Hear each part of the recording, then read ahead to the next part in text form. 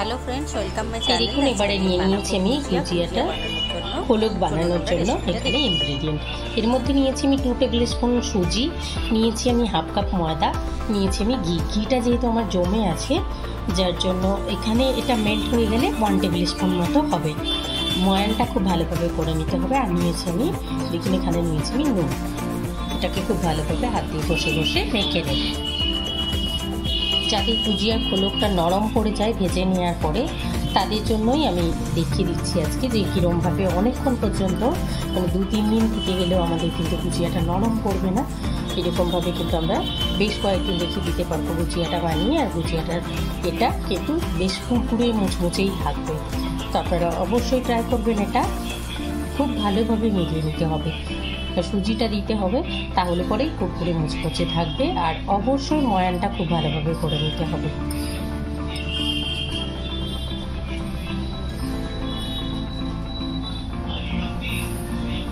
এই দেখুন খুব ভালোভাবে আমি কিন্তু এটাকে ময়ান করে নিয়েছি।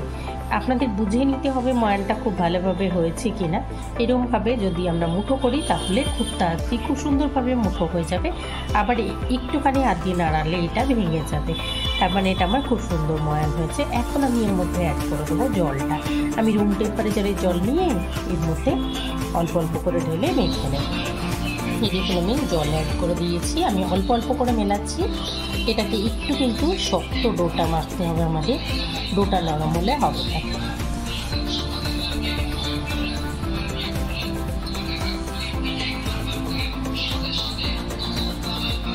তো চলুন আমি মেখে নিয়েছি। মেখে নিয়ে এটাকে এখন ঢাকা দিয়ে রেখে দেবো। এই দেখুন এখানে আমি ঘিটা অ্যাড করে দিয়েছি। এটা মেল্ট হয়ে গেলে 2 টিস্পুন মতো হবে, 2 টিস্পুন মতো হবে ঘিটা। আমি যেহেতু এটা জমে থাকা ঘিটা নিয়েছি, দেখুন এটা মেল্ট হয়ে গেছে। এটাকে আমি আরও 2-3 মিনিট মতো ভেজে নেব। গ্যাসের ফ্লেম কিন্তু আমার লোই রাখতে হবে। এই দেখুন আমি নাড়িয়ে নিচ্ছি, 2-3 মিনিট মতো আরও নাড়িয়ে নিয়েছি। বাদামগুলো পুরো ফুলো হয়ে গেছে। আর প্লাস এটা ভাজা হয়ে গেলে কড়কড়ে হয়ে যায়, টেস্টটা খুব ভালো হয়ে যায়, যার জন্য আমি এটাকে ভেজে নিলাম। এখন এর মধ্যে আমি অ্যাড করে দেবো 3টে ছোটো এলাচ অ্যাড করে দিলাম। এটাকে আমি নাড়িয়ে নেবো। আপনারা চাইলে এলাচ গুঁড়ো মেলাতে পারেন। আমি এই সময় এলাচটা দিয়ে দিলাম, গন্ধটা খুব ভালো আসবে, যার জন্য এখানে আমি গোটা এলাচটা দিয়েছি মতো কোরানো নারকেল। আপনারা চাইলে কোরানো নারকেল না থাকলে আপনারা কিন্তু ডেসিকেটেড কোকোনাটও মেলাতে পারবেন, তবে এই নারকেল দিয়ে করলে খেতে টেস্টটা আরও ভালো হয়, যার জন্য আমি নারকেলটাই নিলাম। নারকেলটা দিয়েও আমরা 1 মিনিট মতো নাড়িয়ে নেব। তারপর আমরা অ্যাড করবো এর মধ্যে বেশ কিছুটা কাজু।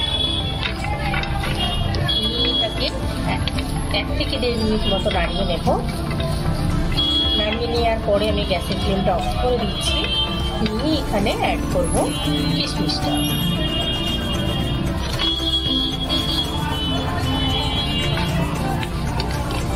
কিশমিশটা অ্যাড করে আমি জাস্ট 30 সেকেন্ড মতো নাড়িয়ে নেবো, নাহলে কিশমিশটা খুব তাড়াতাড়ি পুড়ে যায়, যার জন্য আমি এটাকে নাড়িয়ে নিলাম।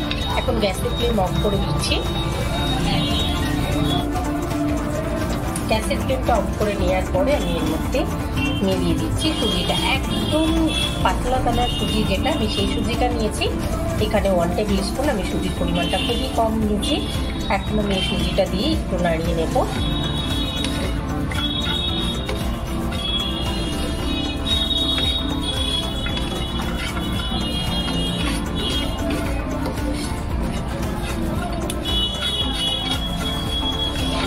সুজিটা দিয়ে আমি এখন নাড়িয়ে নিয়েছি। আর নারকেলটার খুব ভাজা ভাজা একটা সুন্দর গন্ধ আসে, তো খুব ভালো লাগে। তো এখন আমি দিয়ে দিচ্ছি এর মধ্যে সাদা তেল।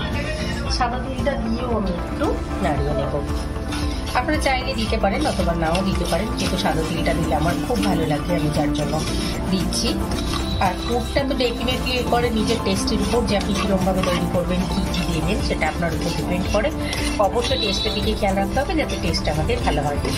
এইটা দিয়ে কিন্তু খুব বেশিক্ষণ নাড়তে হবে না। আপনাদের বলে দিয়ে নিই বারবার যে যদি তিল আমরা বেশিক্ষণ রোস্ট করি তাহলে কিন্তু তেতো হয়ে যায়। তিলটা দিয়ে আমরা কিন্তু বেশিক্ষণ রোস্ট করবো না, যেহেতু এটা গরম আছে সমস্ত ইনগ্রিডিয়েন্টগুলো।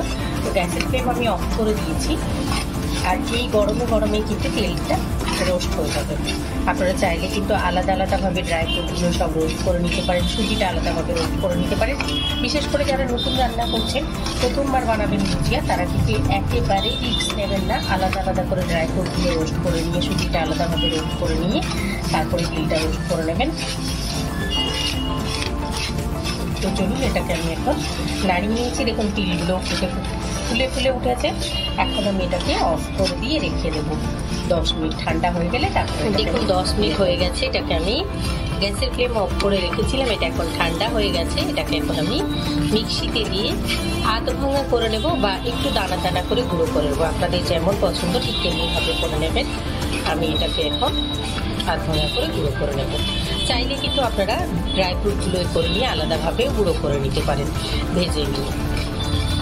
আমি এরমভাবেই করে নিচ্ছি। এখন আমি এগুলোকে ড্রাই ফ্রুটগুলো করে নিচ্ছি। কন্টেনারের মধ্যে দিয়ে আমি এটাকে চালিয়ে নিয়েছি 30 সেকেন্ড করে 3বার। এটাকে 1.5 মিনিট মতো চালিয়ে নিয়েছি। আমি একেবারে গুঁড়ো করে নিয়ে এটাকে একটু দানা দানা করে নিয়েছি। এখন আমি ঢেলে নিচ্ছি।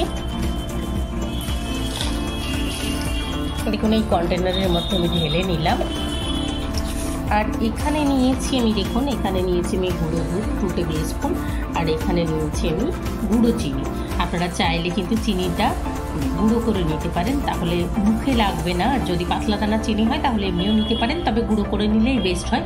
এখন আমি এর মধ্যে মিলিয়ে দেবো।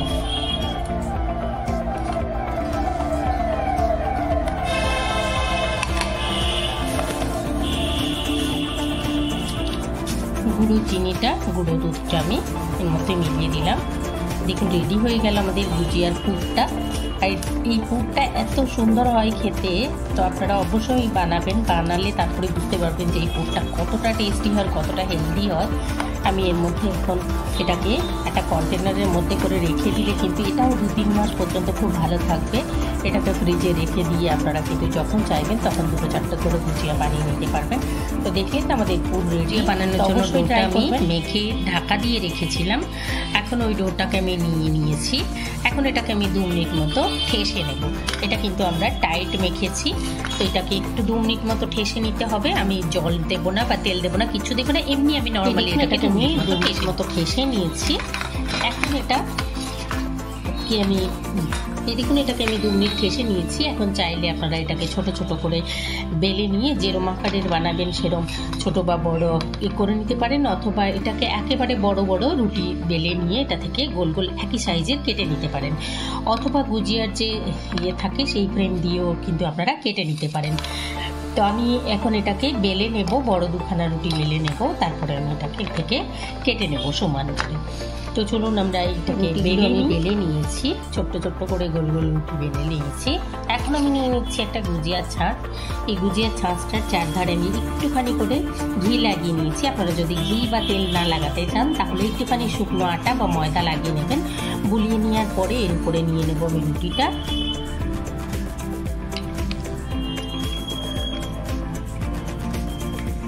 দেখুন নিয়ে নিচ্ছি আমি রুটিটা, নিয়ে এর মধ্যে দিয়ে দেবো পুর। এই দেখুন নিয়ে নিয়েছি আমি গুজিয়াটার ভেতরে পুরটা। এখন আমি এটাকে নিয়ে এরকম করে চেপে দেব। দুটো পার্টকে নিয়ে এরকম করে তারটাকে চেপে দেব। চেপে দিয়ে আমি এক্সট্রা ময়দাটা টেনে খুলে নেব।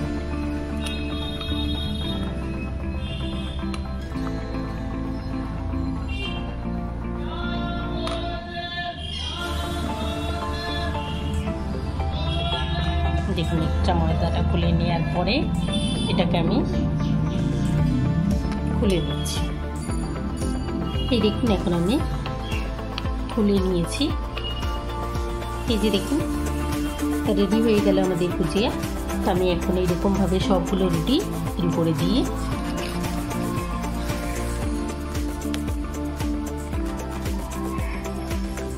পুর দিয়ে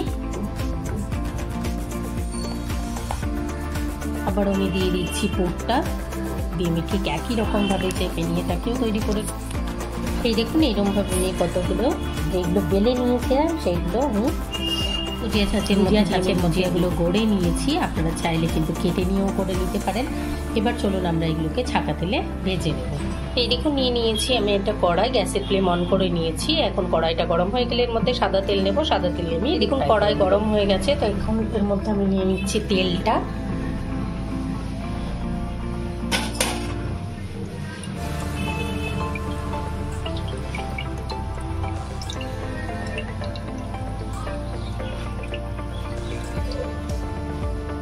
তেলটা গরম হতে শুরু করেছে। আমি কিন্তু খুব বেশি একেবারে ফুটন্ত তেলে ছাড়বো না, একটুখানি তেলটা গরম হয়ে আসলে এর মধ্যে ছেড়ে দেবো ভুজিয়াগুলো। এখন দিয়ে দিচ্ছি আমি ভুজিয়াটা,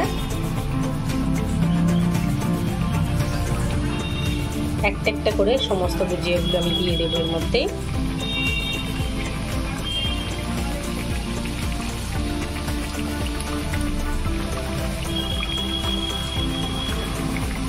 তুলে নিয়ে আমি আবারও দিয়ে দিয়েছি।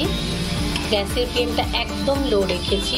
দেখুন এগুলো কিন্তু ফুলে আসবে, এরকম করে একটু করে উপর থেকে তেল ছিটিয়ে দেবেন আপনারা। দেখুন উল্টে নিচ্ছি আমি।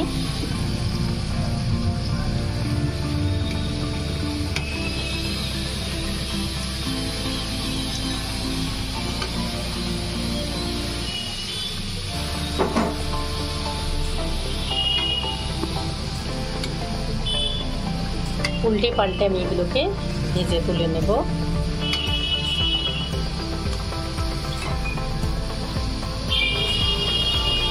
দেখুন আমার ভুজিয়াগুলো হয়ে গেছে, তো এখন আমি তুলে নেব এগুলোকে।